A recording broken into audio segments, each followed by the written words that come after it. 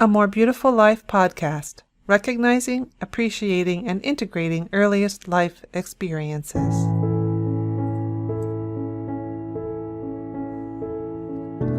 There are times in our lives when we all yearn for something. More contact with others, a special relationship, a better job, more time to oneself, more respect, more love, more support, or, well, anything. It can all be summed up in wanting a more beautiful life. You just fill in the blank for what equals beauty for you. My specialty is healing our earliest traumas to discover our truest nature. I've been working at understanding this paradigm for a long time, since 1999, when a client remembered her birth during a craniosacral session. She explained to me that she felt healing her birth experience would relieve her lifelong depression. That experience took hold of me with such passion so that years later I'm filling in the gap between our ancestral past and our present lives with recognition of our earliest life experiences starting preconception. It involves appreciating how we adapted to our difficulties and then integrating any overwhelming experiences into our current lives. Welcome to A More Beautiful Life. This podcast includes luminaries from the fields of infant mental health, prenatal and perinatal psychology, colleagues and experts in trauma resolution, advanced body workers, clients who want to share their stories, authors of pivotal books and articles, and people who, in my opinion, have sought out a more beautiful life. Join me, Kate White, and our honored guest as we explore a more beautiful life. Enjoy.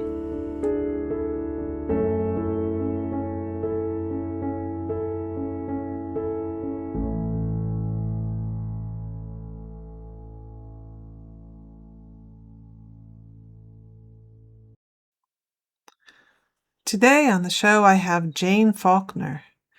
Jane is the director of Equine Assisted Therapy Australia, where she leads with a deep commitment to enhancing well-being through the unique partnership between humans and horses.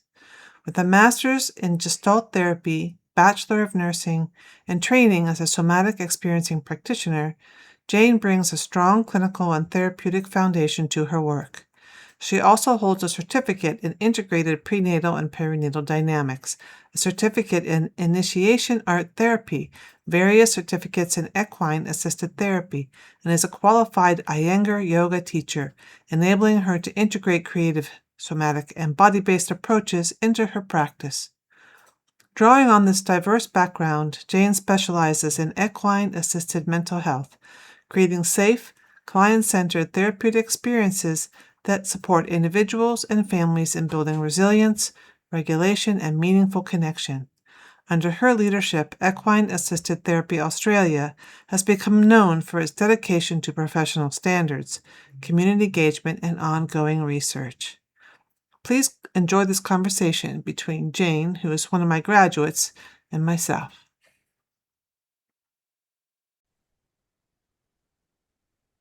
And today on the show, I have a friend and a colleague and somebody who lives very far away from me. Her name is Jane Faulkner, and it's somebody I met who became a student and now a graduate of mine who lives in the Gold Coast. So welcome to the show, Jane. Thanks so much, Kate. Thanks for having me. Really grateful to be here. Yeah, it was really wonderful to meet you and people who know you in Australia when you came to study with me there. And I don't know a lot about what you do. Because you came to me through the work of working with families and working with early layers, but you do this equine assisted therapy there in the Gold Coast. And you also spoke to me about your vision of having a college or a university there. So as I know so very little about you, I thought it'd be great to interview you, hear more about you. And so just take a minute and tell our listeners a little bit more about you. Yeah, sure. So I guess what led me to you was my own birth trauma. and my own kind of freeze. The freeze that was in my system that I had no awareness was there until I did my SE training. And what led me to the SE training was, yeah, I work with horses. So I'm a Gestalt psychotherapist.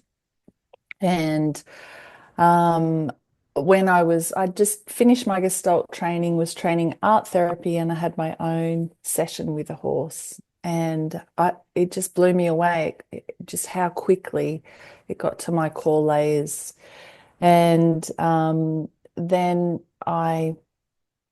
man was coming out from the States called Dewey Fruman, and I learnt from him, and I had a feeling of just coming home. It was a really weird, like this was the work I was meant to do. And it totally came out of left field because I was a yoga teacher and I'd just done my Gestalt and art therapy.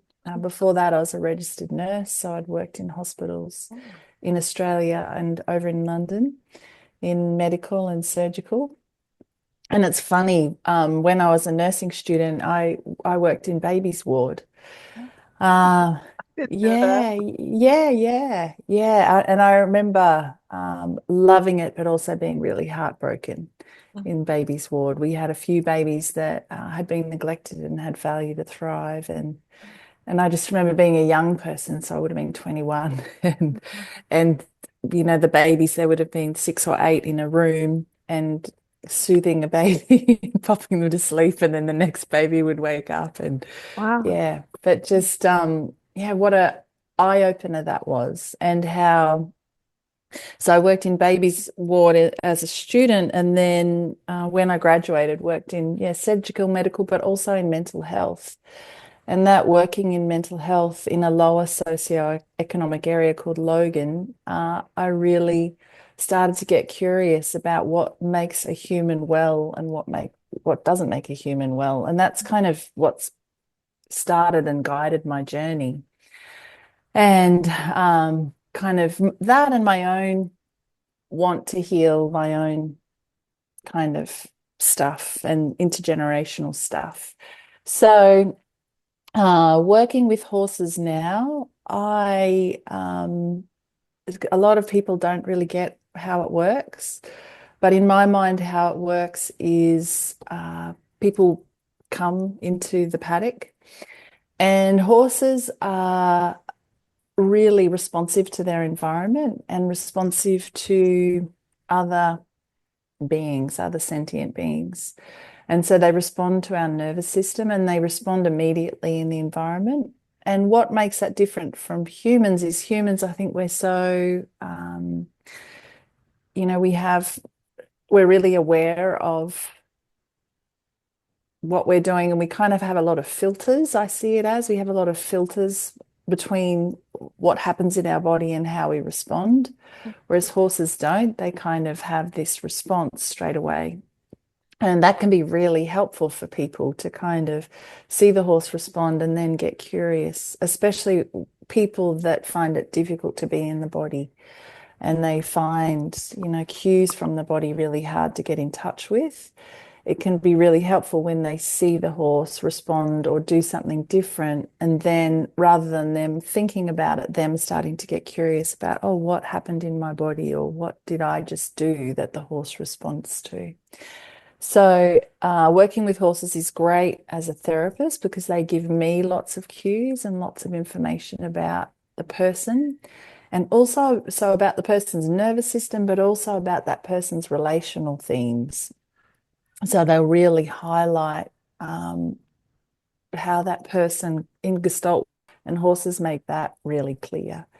So for me now, I work in private practice with the horses and sometimes room-based with the somatic experiencing, and I teach people how to work with the horses. So I went through the process of becoming what's called a registered training organisation or a college, and I teach a diploma of counselling where they specialise in working with horses, and I'm just about to add a graduate diploma in relationship counselling, again, where they work with horses.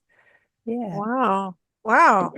Okay, Mm. well, I'm still back at how a horse got to your core. Like Mm. I'm still back at wanting to know more about what what happens there. Like, can Yeah. you unpack that a little bit? Can you tell us about like Mm. what happens a little bit more detail? Yeah, sure.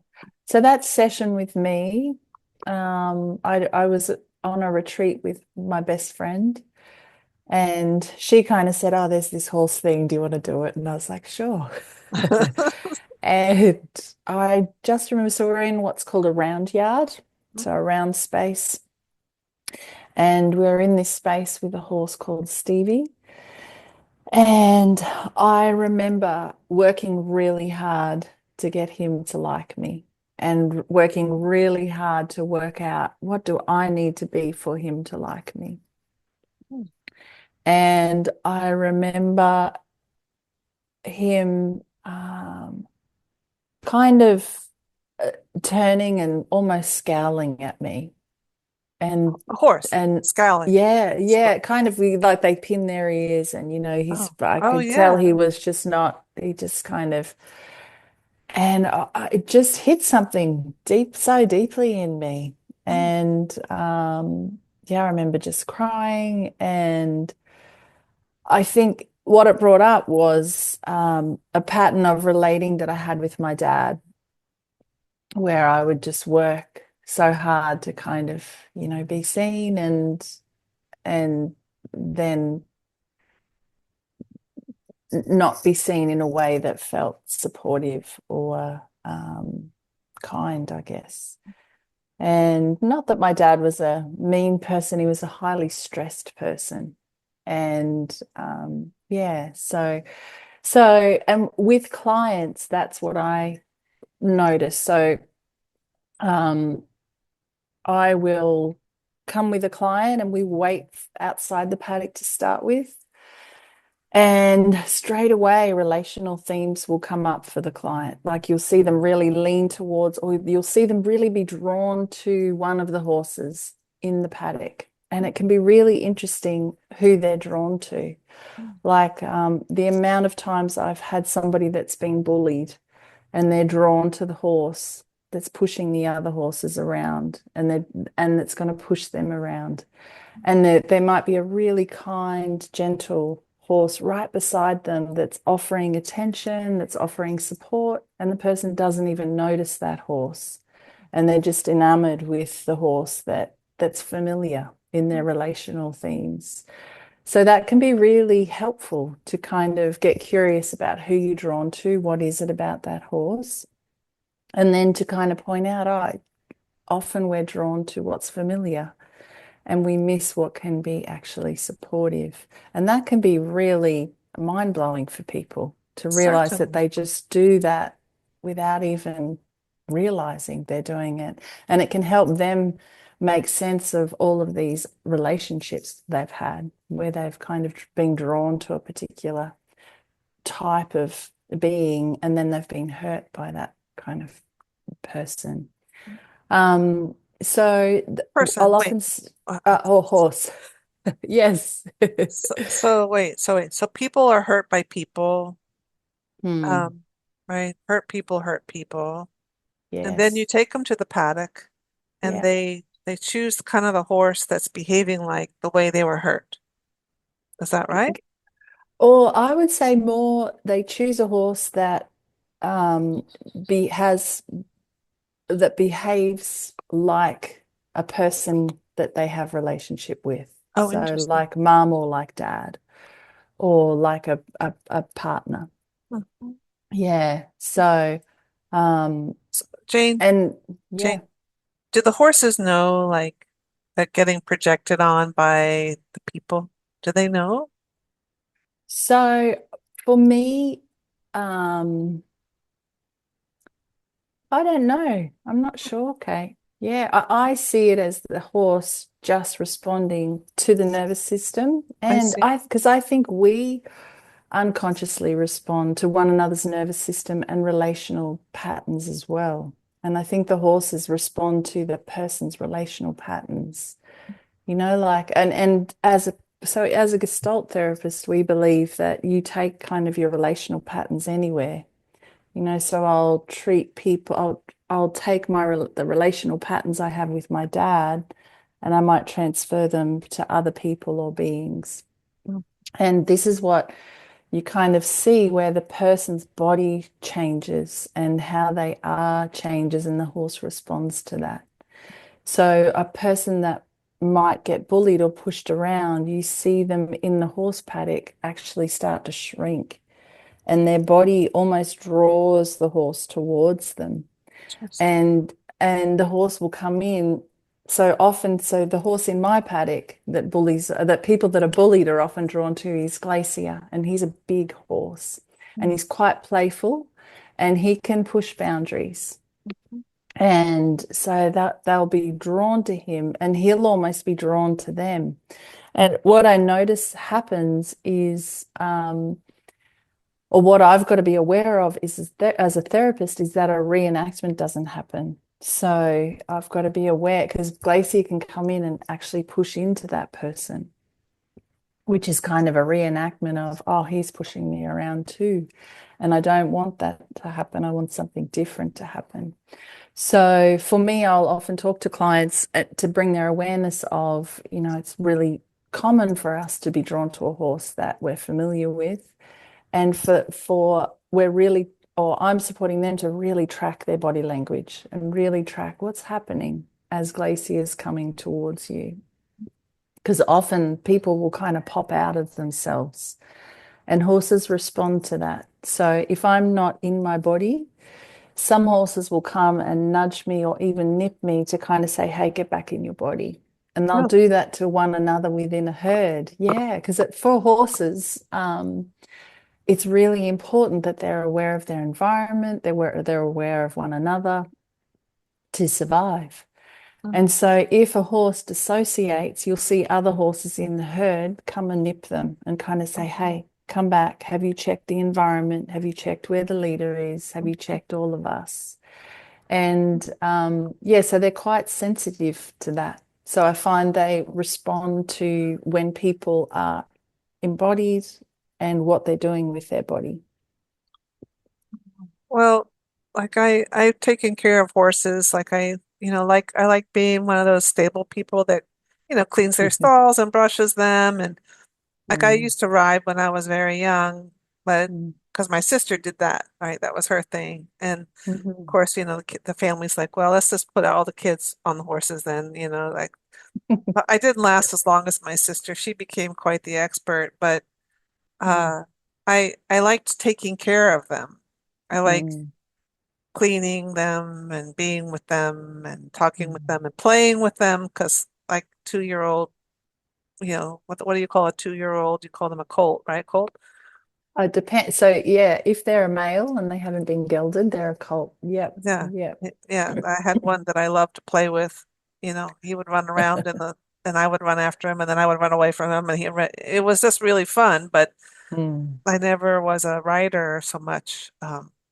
mm, But the first real exposure I had to that horses could be therapists mm. was in the book Touch by Michael Shangaris. Did you know this book? No, no. Michael Shangaris, I think, was a director of Somatic Experiencing Institute, he was appointed temporarily while they found a person, executive director, but he wrote a beautiful book on touch.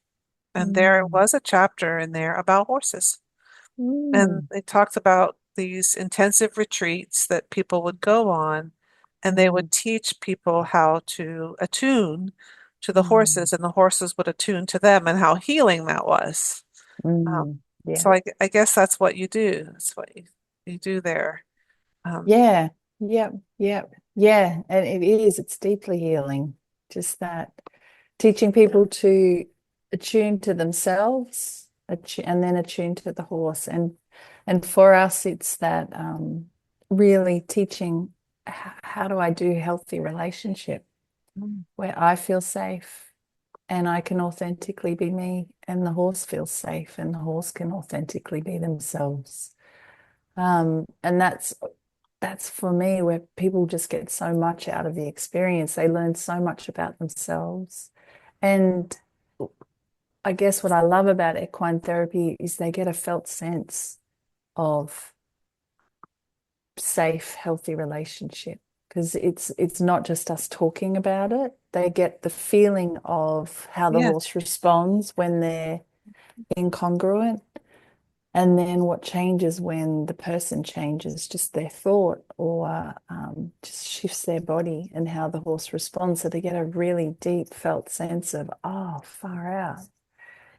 When I just let myself be myself, he comes and stands right beside me and my chest feels warm and open. And yeah, it's so beautiful. It's for me, it's I think it's been deeply healing for me, and it's really led my work as a therapist. And because it's profound standing in a paddock with somebody that's maybe been really stressed and anxious and has been able to share that with the horses and has been able to come to this place of real coherence. And then there's four horses standing around, in this coherent state as well. And it's just this deeply healing, moving space. It feels like a real honor to me to kind of be part of. Yeah, I went in my imagination there just to be in Mm. that coherent space. But the big horses are pretty big. I guess their coherency is really big. So, I mean, bigger than a Yeah. human's? Is it bigger than a human's? Some people, I think the Heart Math Institute say that. Um, I'm not sure. I'm not. There's different theories around it. Not any, I think, conclusive research at this stage. Okay. Yeah, but they're amazing too because they'll relate to. They can feel. So something that I'm really learning around horses is that for a lot of us, we yearn for a relationship, but we really deeply fear it at the same time. Makes And that we sense. override or we push past a lot of things to be in relationship in a way that we think we should. And what horses have shown me over and over is to give yourself permission to do relationships as you're able to. And what I find can happen with people is they can really yearn for the connection with the horses on one level, but then there's a part of them that has this real fear.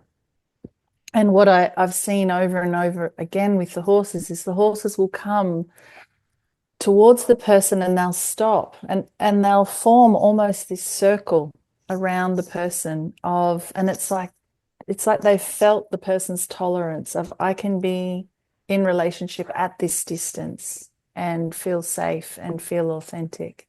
Yeah, and it's just amazing for the person to feel that Oh, the horse has felt their edge and is resting there and is really present and available, but is honoring that I can feel this is how much you can tolerate and I'm right here. Yeah, and that can just be so powerful on a person's nervous system, that yeah, I the feel horse really just, touched. I feel really yeah.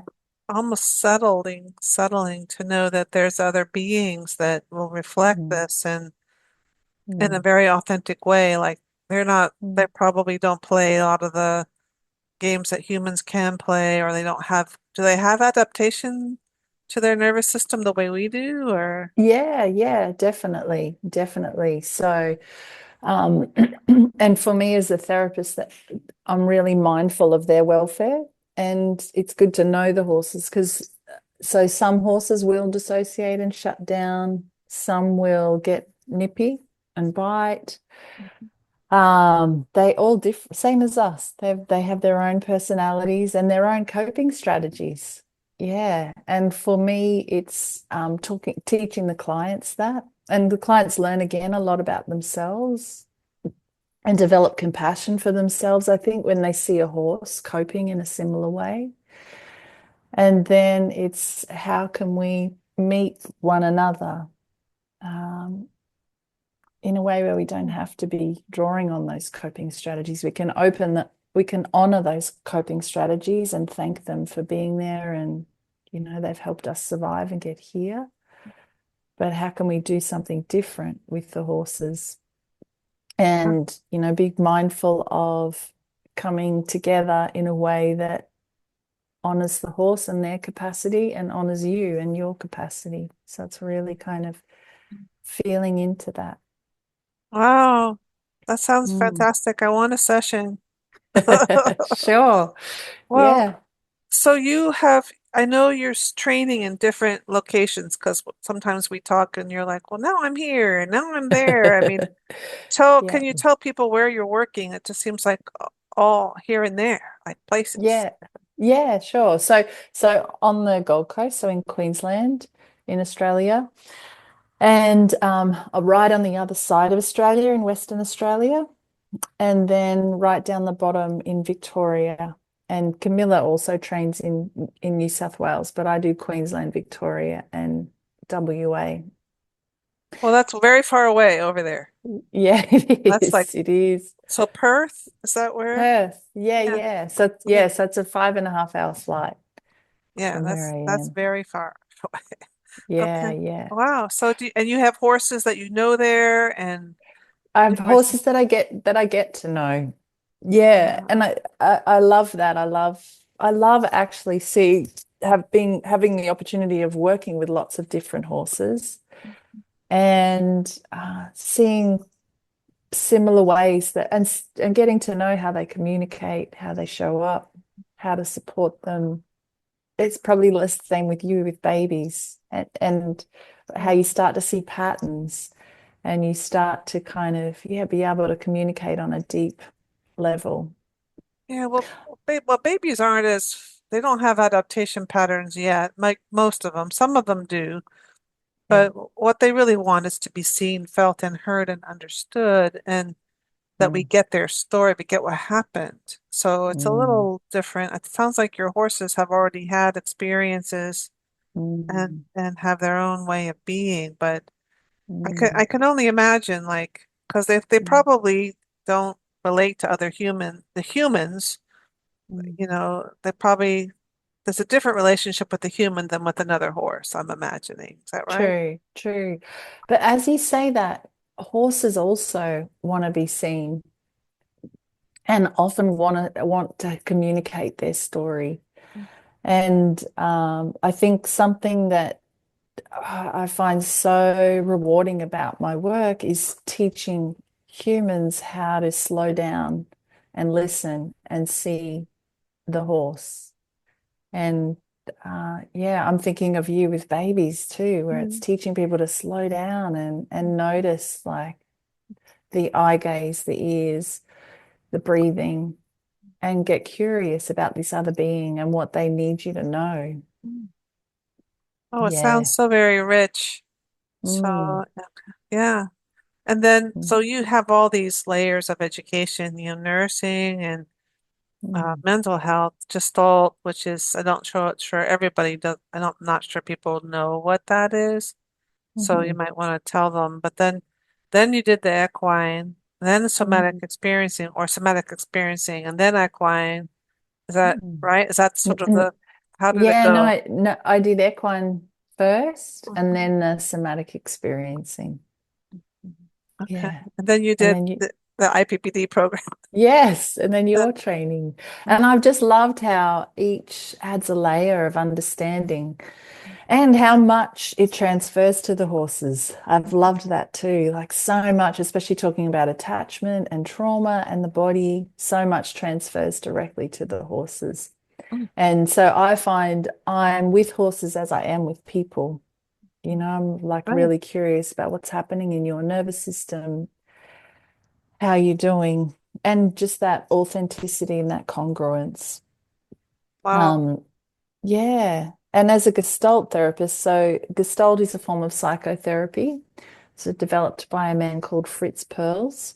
And he drew upon Zen Buddhism as well as kind of built upon what was already, Jung and Freud. And as a Gestalt therapist, we focus on what's happening in the here and now.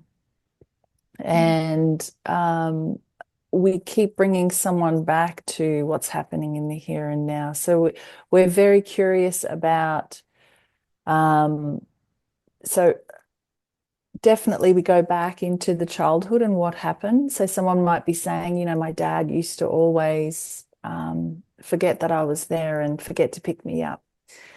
And as a Gestalt therapist, we would say, what's happening in your body right now as you tell me about your dad back then?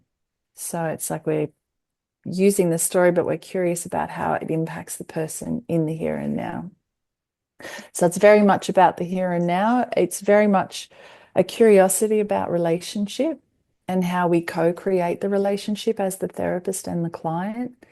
And we're curious about what builds the contact or the connection and what breaks it. And we call that, so we talk about people having different contact styles, different ways that they break the connection. And that's what we work on as a Gestalt therapist. So I'm really curious about when someone's really with me and with themselves and when they move away from that. And another huge part of Gestalt is awareness. So as a Gestalt therapist, I'm supporting a client to become more aware of themselves and more aware of their patterns. And Gestalt, we really believe in what's called a flat power structure. So I acknowledge that I have power as a therapist, but I'm trying to kind of flatten that out as much as possible. Mm. And I see myself as walking along beside my client. So I don't see myself as the expert of their life. I know they're the expert of their life. And I'm like, I see. for me, I almost feel like this curious little detective walking along beside them, getting more and more curious about them and their life and helping them get more curious about them and their life. And Mm. we do that so that they become more aware of themselves.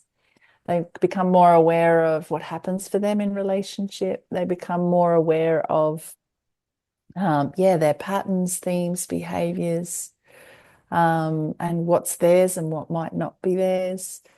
Yeah. So that's kind of, Wow. Wow. That sounds a lot like therapy, how therapy should be, Jane. I don't know. mm, That sounds yeah, like yeah. becoming curious and then reflective and I guess Mm, over time you get to understand a lot of patterns in people. yeah. So you're probably really well versed in patterns, being with the horses and being with the Gestalt and being a counselor and all that. And Mm. now pre-perinatal. So yeah, you're like a treasure trove over there. Like Oh, thanks, Kate. I just feel very blessed. We're so blessed, aren't we? I just feel so blessed to have had the opportunities to do the training I've done, to learn about myself along the way, and then to have the honor of working with people. Like yes, I true. just feel like far out, is this my life? And Yeah, then to teach people and they actually want to hear what I've got to say. I know That's real, that's that's really quite something. mind-blowing as well. Yeah. Yeah, it is. Teaching is really a natural thing. I find it's hard to teach someone how to teach.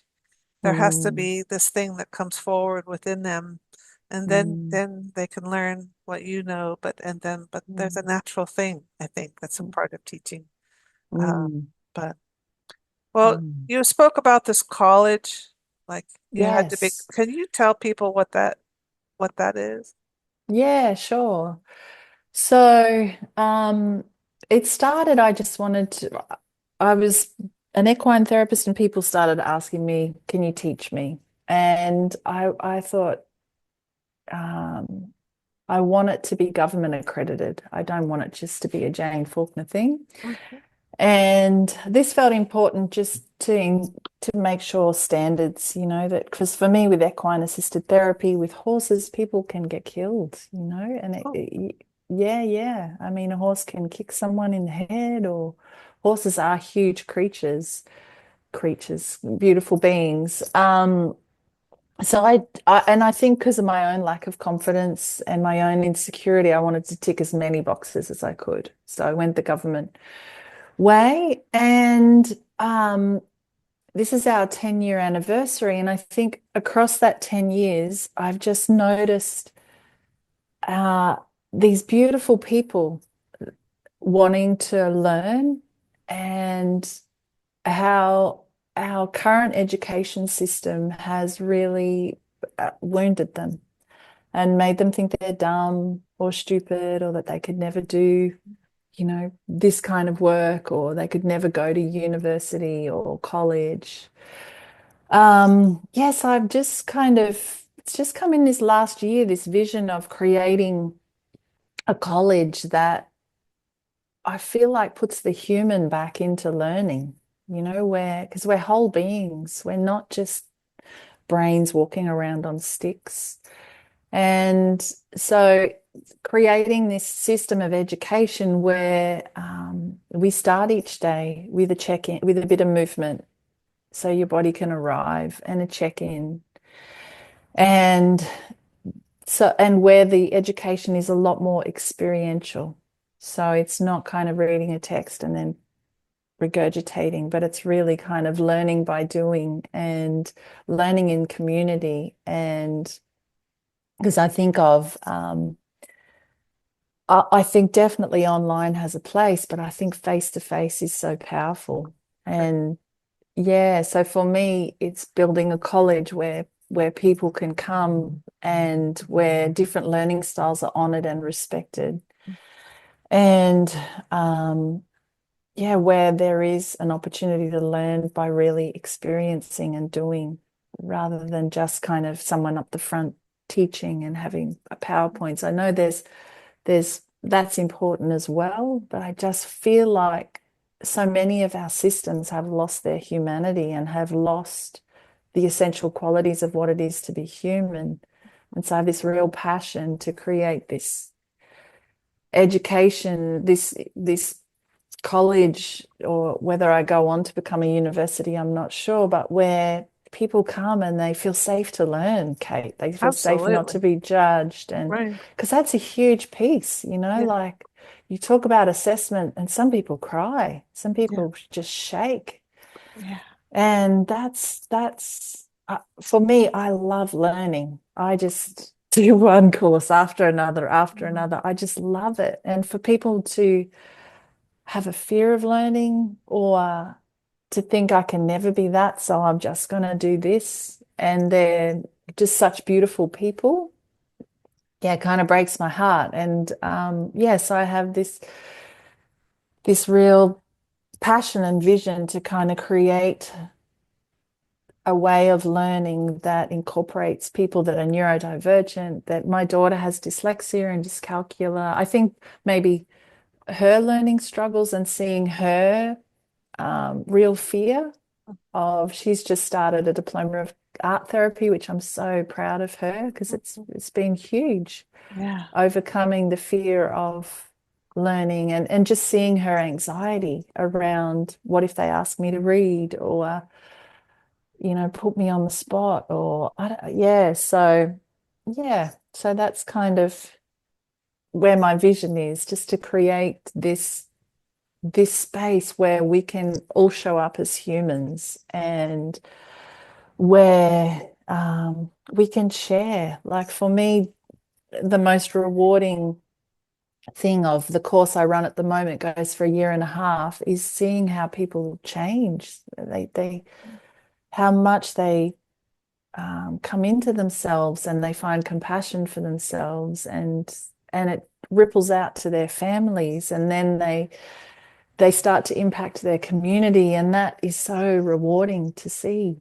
And Yeah. it's because they're actually doing the work, they're when in the training we do triads, so counsel, same as in the IPPD training. And it's so powerful, because you're getting to feel how the work impacts you, and you get changed by that, and you, as both the therapist client, and you get to observe it. Mhm. Yeah, so Interesting. that's my vision.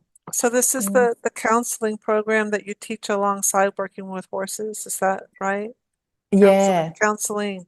So you've developed your own sort of modality, like with all the things that you've known, all the counseling, Gestalt, mental health, body, Yeah. sensory. Yeah. So, all right. Okay. All right. Even the yoga, it's interesting. Even the yoga, I've been a long-term yoga practitioner. Mhm. And I think even that kind of comes in. Yeah. Yeah. Well, Mm. it's fun to talk with you about the idea of having this pre-perinatal show up in this college, and that Ah, that would be, yeah, I'm very interested. So we'll just have to keep the conversation open about how that might come about. And yeah. It feels really important, Kate, I agree. actually. Yeah. Yeah, Yeah. just to kind of, yeah, honor the baby's experience. Yeah. Just for me, like bringing into the teaching, since I've done my teaching with you, just this awareness for people of how big birth is Yeah. and the impact it has on someone's life and the family's life, and just seeing people that hit people like, oh, far out. Yeah. Yeah. So, and especially in the graduate diploma, because that is a graduate diploma in relationship counseling. I'm really wanting to bring your expertise in working with families and couples, and because fertility and Yeah. All the struggles. Yeah. huge. Yeah. Lots of Yeah. big feelings there for sure. Yeah. Yeah. Yeah. Yeah. And, And working. just parenting. Yeah, I was Sorry. going to say, working pre-perinatal, it's a Mm, bubble. It's like true mm, transformation in the lineage can happen here. It can go mm, backward and forward, but it's a time when I find adults will gladly make mm, changes where they wouldn't perhaps for other things. But this is a time of true, and people can have a vision for themselves and their family and how they're going to be, or have mm, things reawaken. It's a reclamation as and a mm, restoration, and it's where mm, our humanness will really be in that early layer. So, mm. well, it's And exciting. it is. And so it just feels so important for the world, Kate, I for agree. families to be seen and supported.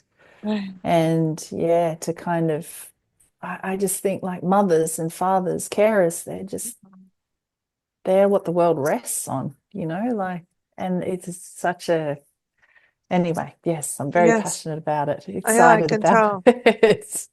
Yeah. Well, I want to ask you one more question, like something that you Mm, said earlier, Jane, which I yeah. caught my imagination, which is Mm, you were working in the mental health world and you saw what helped people become well. mm, And then you had another word that you used after. I should have written it down, but I mean, what helps people well and what may be well and what doesn't. Like that was something that you mm. said. I wondered if you could go back and just say a little bit more before we complete. Yeah, sure. So back then, I could see that our current mental health system in Australia didn't make people well. It was a very us and them, the medical team and mentally ill people. And over time, what I believe makes us well is community. I think community is so important, and feeling we have support and somebody that we can reach out to no matter what, and somebody that can see us. Yeah, and I feel like, and same with horses. Horses alone get depressed. A horse by itself gets very unwell. They really are relational beings like us. And they're constantly negotiating and navigating relationship. Yes, I think community, and then just the honoring that we're whole beings, like we're mind, body, spirit. We need movement. We need good food. We need, yeah, clean water, um, the ability to have a spiritual belief, the ability to believe in something, that's helps us feel connected to, Oh, I guess, who we are. Yeah. mm. Okay, well, that's beautiful, you Mm. know, which leads me to my next question, as Mm. we complete here, like, what Mm. makes your life more beautiful, Jane? Mm. I think definitely my children. Yeah, I feel teary. I just love my time with my children. They're 19 and 21, but I just love that time. Love being a mother and nature. I've been doing a lot of hikes, big hikes out in nature, and that really makes my life more beautiful. And teaching. I just, Yeah. like just teaching just fills my soul, and sometimes I just feel so blessed. Yeah, I get it. Yeah, yeah, and just to see people transform, and just when people understand things and become aware that they can choose something different. Yeah, so probably Ah, those things: my family, my friends, nature, definitely the horses, and yeah, the work that I do. Mm, wow. Well, mm, thank you for sharing your life with us, Jane, and mm, I hope to talk to you further about this college and all the things that you want to do with this mm. one life that you have Yeah. there on the Gold Coast. Yes, thanks so much, Kate. And thank you so much for all of the healing I got to do through your, yeah, teaching. Oh, no, Mm, it was a mm, pleasure, really. mm, So, mm. all right, well, thank you again. Thanks, Kate. You've been listening to a More Beautiful Life podcast. To support our show, please go to Patreon /A More Beautiful Life.